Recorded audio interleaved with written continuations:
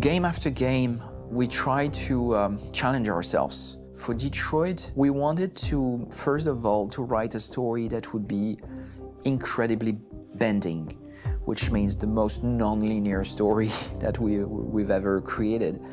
And we wanted really the player to have the possibility to change the story, change his own journey. When you're writing at Quantic, you're writing for an interactive medium.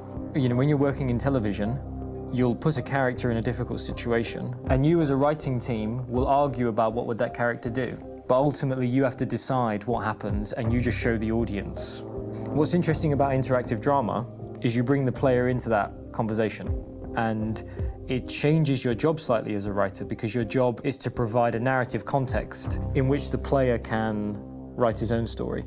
You're giving him this kind of narrative Lego that he's going to snap together into his own shape. You also have the ability to make your audience attach themselves to your characters, because the audience is in some sense responsible for what happens to the characters. It's just a few cans. Come on, let's go. We have some cash now. You used me to steal that money.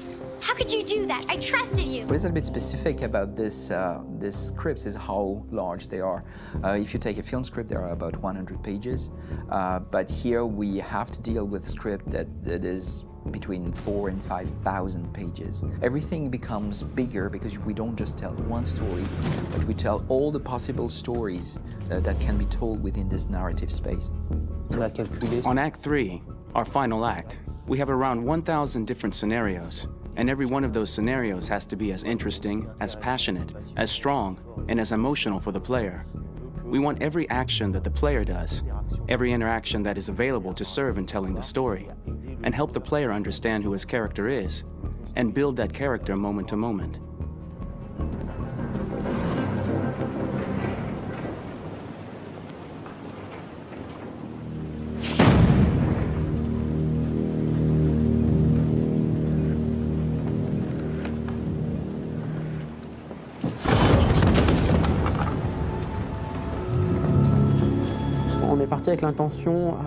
We started with the intention pretty early on that we would never lie to the player.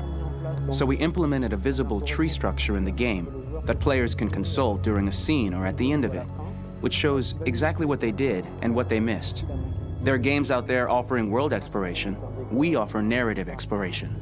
You know, keeping control of such a wide and large story is a huge challenge. So, same thing when you shoot with actors, because you will need to shoot many different versions of each dialogue, of each scene. For actors, it's a huge, huge challenge. Because of the style of the game, you have so many different ways that the character can go. Every decision, it's what I call kind of choose your own adventure. Like every decision that the player makes, it's going to open up 40 more pages of material and experience that ties in, which means as a performer, you have to try to continue to make things feel real that the player might not ever see, but also that in performance, it's not always connected to a previous act. It's grueling, it's hard work, but it's a great team, and I enjoy doing it. I was really frustrated, until I got to this point where I kind of was able to step outside of my own experience and even in a lot of ways my own process, and be able to step outside of that and, okay, this is something new, what do you need? How do I meet you there? How do I give you what you need and still feel like I'm doing what's right? And once I did that, then all of a sudden it got really fun. It was much freer, and having to approach it in a new way and think about the player and think about how it serves them and what I'm doing for them or what I'm letting them into. It's really, I think, helped me grow in general. Remember, there's nothing on the left, that's all, so it's probably all there. And then make her come first, close, but I think you would go first to check that it's safe. Okay, sure.